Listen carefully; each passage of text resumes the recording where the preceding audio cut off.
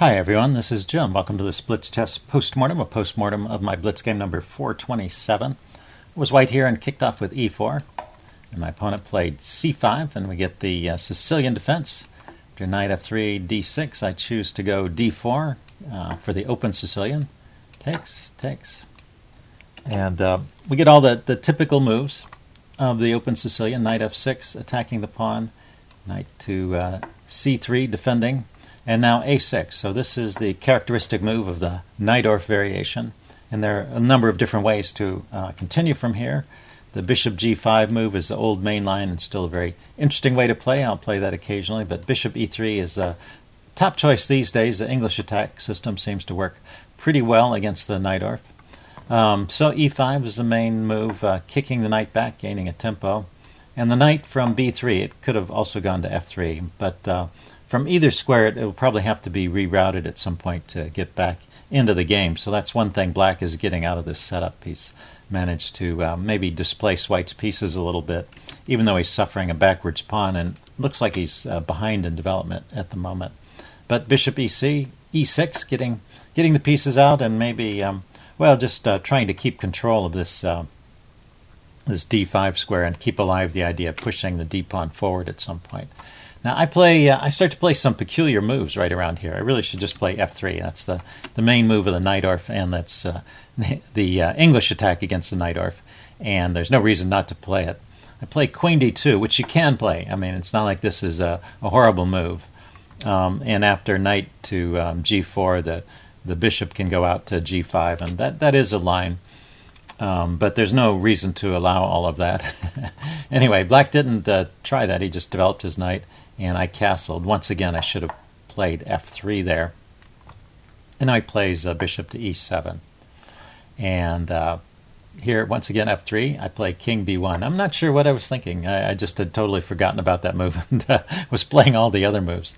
So now b5, and this is a little bit dangerous here. We're out of the opening book. If he chases this knight away, this pawn is hanging. So, I mean, that's one of the points of this f3 move, is that not only does it control the g4 square, but it also supports the center pawn on e4. So the pawn on f3 holds the center up while you launch your pawn storm with the g and the h pawns in the typical Najdorf attack. Anyway, I play h3, which accomplishes one of those goals. Now the knight is not coming to g4. But my e-pawn is still weak. My opponent castles here, and I push on with g4, going after his knight. And right here, b4 looks like this is an interesting time for White to try this move. So I don't have any way of defending the e-pawn here. Although I guess I get the b-pawn in compensation, so it's not completely losing. I can go here. And after an exchange, okay, well that doesn't lose the pawn. Let's see if is there a way for Black to try and grab a pawn? If I go knight d5, can he just take on e4, hitting my queen? I have knight takes e7 check, queen takes, and now queen takes b4. Yeah, so I get the b-pawn back in compensation for the lost e-pawn. So it's not not horrible for White. In fact, the engine still gives an edge to White. But if I was Black, I would be very tempted to play this way. First of all, it opens up a line on White's queen, king side, on the queen side where the White's king is, and it also gets rid of a center pawn. So I don't know. Maybe this knight is a bit awkward here. It's going to have to reroute. But anyway, that would be a very interesting play. My opponent just played knight b6, also a really logical move, and now he's got real control over this d5 square. I play f3 at this point, but now there's another threat with this move b4, so let's put it on. And the problem now is that with his extra pieces controlling d5, I can't play knight d5 anymore. He can just take it off. He's got 3 pieces there, and then he can win a pawn. So if the knight moves, say the knight goes to e2, then he can come in with knight to c4 and fork my queen and my bishop, and at least trade off the dark squared bishop, which is a good piece I generally want to hold on to in this setup. So that would be good. Let's see. Or I could immediately take, and that's just another way of giving up the dark squared bishop. So anyway, b4 would be good there once again. He played rook c8, another logical move, just continuing the typical attacking ideas.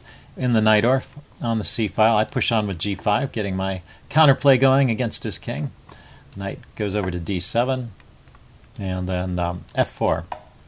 So this helps defend the pawn and also trying to destabilize the center and maybe take advantage of this line up here. Although everything seems to be pretty well protected, so you can see the evaluation is about even. So knight c4 coming in, but maybe this is a mistake because I'm just going to trade it. And not only that, I'm trading an undeveloped piece, this light squared bishop, which is sitting back here against his developed piece. So this kind of helps me out. And he can take either with the pawn or the bishop. And then now I get the move knight to d5 in. So at this point I'm feeling okay about my position. I think this is all right. He exchanges off the advanced knight. And I take back with the queen because I want to keep his pawns backwards like this. But it looks like here, even taking with the pawn is a playable move that gives some advantage to white. So either way would work. I guess the idea of taking with the pawn is that you still have some tension in the center, maybe against the e-pawn. So it's not like it becomes completely dead after you've taken with the pawn, which is a problem sometimes. Okay, so queen takes was played. Queen c7, lining up his attack against the c-pawn. I go c3. And this is another reason why the move b4 played earlier would have been good. It would have made this c3 move a little bit more difficult. But he plays b4 now, and this is good. I take. A bit of a risky decision, but I think it's the right one. Is this? Yeah, this is the way to play it. He has a check here. And the queen supported by the rook. The queen can come to c2 check. My king has to run to a1. But it doesn't appear there's a big follow-through. So it looks like I'm just up a pawn in that situation. So I allow that and just grab the pawn. He plays e takes f4, taking a pawn in the center.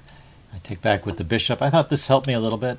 Bishop is now looking at the center, concentrating my fire on this d-pawn, which has been a target the whole game. He goes knight b6, chasing my queen. I drop back to d3, which also defends this c2 square, so that's not a problem anymore. And he goes knight a4. And now I follow through with my plan of taking on d6. It's something I've been thinking about the whole game. I saw my opportunity. I thought he could try pinning it, but I could take his queen, so I thought I would have time. He has to move his queen. I'd have time to retreat my bishop, and so I wouldn't have to worry about getting into trouble from taking that pawn. But I overlooked one tactical point here, which is only a result of the knight coming to a4. So if you want to take a minute and test out your tactics, if you don't remember this tactic from the game, what's wrong with taking on d6 right now in this position? Okay, pause the video if you want some time to think about it. I took, and he just took back. And now the problem rears its ugly head. I cannot take the bishop. If I take the bishop, and I did realize this, so I didn't actually play that. Queen c2 check drives the king to a1 just as before. But now you see the difference with this knight on a4. This is followed up by queen takes b1. Queen takes b2, checkmate. So that's game over. So anyway, I'm just down a piece after he takes my bishop here. I can't take back. And I don't have enough compensation. I don't really have any, actually. He's just up a piece. I tried chasing the queen around, but as long as the queen moves somewhere that defends the bishop, I only have a single piece attacking it now that I moved the rook off to harass the queen. So he just gets to hold on to the extra piece. And it's pretty much game over. Let's go through the rest of this kind of quickly because I never get back into the game. I try some maneuvers. I end up giving up the exchange here on c3 to try and stall the attack. It was just getting too strong, and now he's up a whole rook. And the only other interesting point in the game was right in a move or two. He had a chance right here. Yeah, he played king g8, and he actually has a mate in 2 at this position, so it's always cute to discover these little mating techniques. Just rook here, check, supported by the bishop. The king is forced to go to a1, and then this rook comes to a8, and that's checkmate, the two rooks. Checkmate with the one rook supported by the bishop. So a nice checkmating pattern.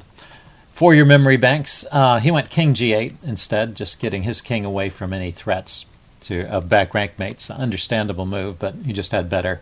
So I activate my pieces a little bit, but he trades everything off, and I couldn't save my last passed pawn here. So I resigned at this point, not too soon. Anyway, it was an interesting game in parts. Hope you guys enjoyed it. Leave any comments you have in the section below, and I will see you again soon.